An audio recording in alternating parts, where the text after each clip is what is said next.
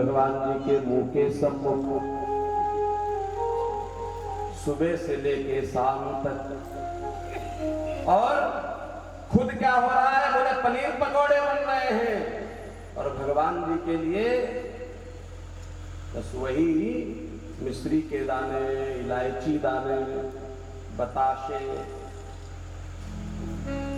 और चलो वो भी ठीक है, जो आपकी व्यवस्था है, पवित्रता रहती है उसमें।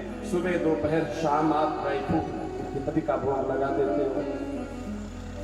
लेकिन 4-5 जिनका कहीं फंक्शन हो तो ताला लगा करके निकल जाते, अब तो भोग की भी व्यवस्था नहीं है। और एक चीज और कहूंगा, कुछ लोगों का एक फैशन बन गया है, क्या, ठाकुर जी को गोद में लेकर के यत्र तत्र सर्वत्र जाना।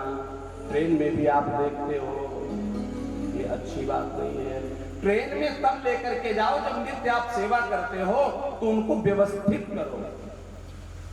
अभी मैं कई बार देखता हूं, वहां पर सामने बैठ करके रखे हुए हैं, पानी की बोतल आई, पानी भी पी लिया और उसके बाद फिर ठाकुर जी को गोद में ले लिया।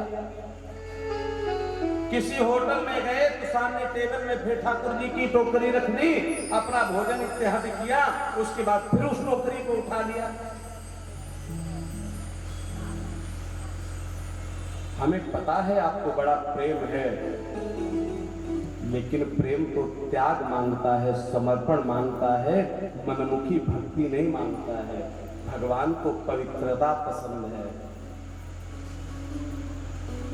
तो क्या करना है, कहीं मंदिर में जाना हो तो ठाकुर जी को लेकर के चले जाओ, यत्र तत्र सर्वत्र नहीं, ठाकुर जी को एक आसन पर विराजित करके उनकी सेवा करना। दूसरी बात, हम कहीं बाहर भी जाने की चेष्टा करते हैं तो क्या करना,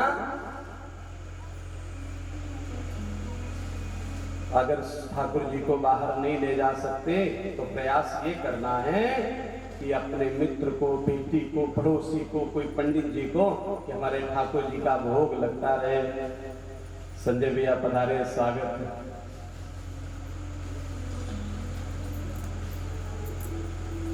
तो क्या करना है, ठाकुर जी की सेवा ठाकुर के तरीके से करनी है, मनमुखी भक्ति नहीं करना कि हमारे मन में जो आया जपने लगे, जो आया पूजा करने लगे, जो आया सेवा करने लगे। नहीं, गुरु के द्वारा प्रदत्त जो मार्ग है उस पर अगर नहीं चलोगे तो महाराज ये नाव कहीं न कहीं डूब जाएगी। इसलिए अपने जीवन को मर्यादित बना करके ठाकुर की सेवा करना।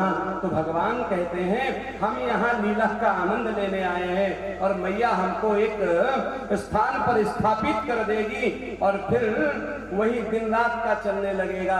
हम लोग शिव मंदिर में जाते हैं तो क्या करते हैं, जो नहीं करना चाहिए, थोड़ा सा मक्खन मिश्री गुड़ इत्यादि लेके गए चना और माता पार्वती जी बैठी तो उनके मुख में लगाते हैं ना। सिर्फ एक देवता को स्पर्श करिए, सिर्फ शिव जी को आप अपने लोटे से जल चढ़ा सकते हो, बाकी देवताओं को दूर से प्रणाम करना, गर्भगृह में प्रवेश नहीं करना। क्यों, वहां की ऊर्जा ऐसी होती है जो आपका शरीर संभाल नहीं पाएगा, कुछ अहित हो जाएगा। इसलिए सेवा के लिए मूर्ति का स्पर्श करो, चंदन लगाना है, टीका लगाना है अपने घर की मूर्ति का, मंदिर की मूर्ति को तो पुजारी जी को ही स्पर्श करने देना चाहिए। तो आज ठाकुर जी ने कहा, वैसे ही गुरु गर्गाचार्य जी ने कहा, आपको पता है भगवान की साक्षात कृपा से, उनकी अनुकंपा से, उनकी दया से ही आपके घर में ये लाला आया है। बोले शादी विवाह तो होंगे ना, तो बोले अब गिनती क्या बताऊं, जब होंगे तब देख लेना, मेरी सेवा तो करेगा ना। आज गर्गाचार्य जी ने इस बात को टाल दिया। कैसे कहते कि ये लाला सिर्फ 11 वर्ष 56 दिन तक ये आपको आनंद देगा, उसके बाद ये नंद नंदन यशोदा नंदन नहीं रहेगा, उसके बाद ये कौन हो जाएगा, बोले ये देवकी नंदन हो जाएगा, वसुदेव नंदन हो जाएगा। गुरुदेव को प्रणाम किया, दिव्य हवन कराया है, नामकरण संस्कार करके गुरुदेव जी पधारे हैं। मैया गोद में लेकर के मेरे ठाकुर को बैठी है और भगवान श्रीमान कृष्ण को थपकी दे रही है, लाला बड़ी रात हो गई, तुझे निद्रा नहीं आ रही क्या? सुलाने का प्रयास करती है। शगन मगन मेरे लाल को आजा निंदिया, आजा आजा आजा, मेरे लाल को आजा निंदिया,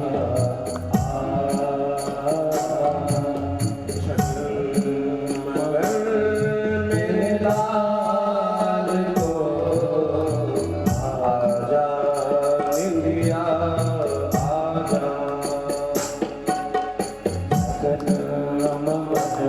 मेरे लाल को आजा निंदिया, चंचल मोहन श्याम के नैनों बीच समाजा, चल मोहन श्याम की नैनन बीच समाना, चंचल मोहन श्याम के नैनन बीच समाजा, चल मोहन श्याम की नैनन बीच समाना, जप तप पूजा पाठ सो विधि ना दियो मोहे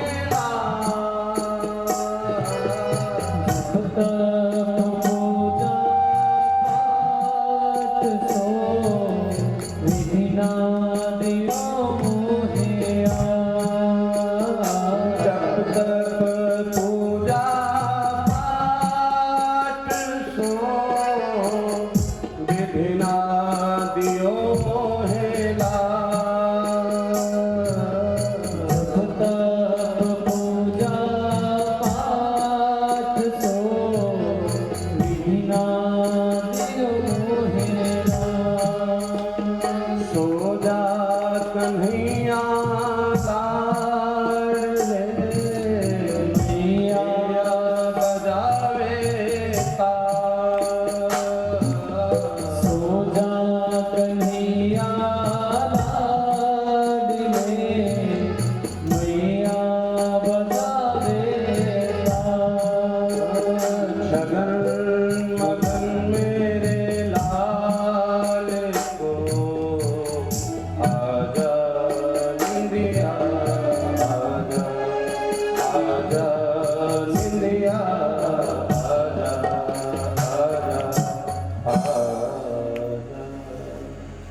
कहते हैं आज मैया ने अपनी गोद में हमारे ठाकुर को शयन कराया। भगवान थोड़ा बड़े हुए, अब तो घुटनों के बल चलने लगे।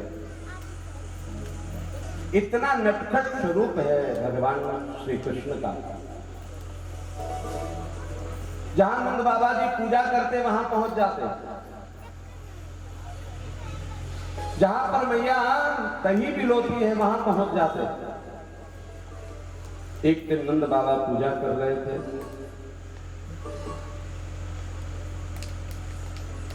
महाराज ठाकुर जी पीछे से पहुंच गए। नंद बाबा ने देखा तो कहते हैं भय के मारे एक खंबे के पीछे छिप गए। मैया यशोदा गोद में उठा करके लाई, समझाया और समझाने के बाद आंगन में एक महाराज दिव्य पालना डाला, उसने सुला दिया। कंस ने तृणावर्त नाम के राक्षस को भेजा है। तृणावर्त कौन सा होता है? बोले जब गर्मी बहुत होती है तो हवा का दबाव बनता है और हवा वो चारों तरफ पत्ते इत्यादि को लपेट करके आकाश मार्ग में जाने लगती है। उस तृणावर्त ने आकर के ठाकुर को अपने आवरण में ले लिया है और भगवान ने उस तृणावर्त का उद्धार किया।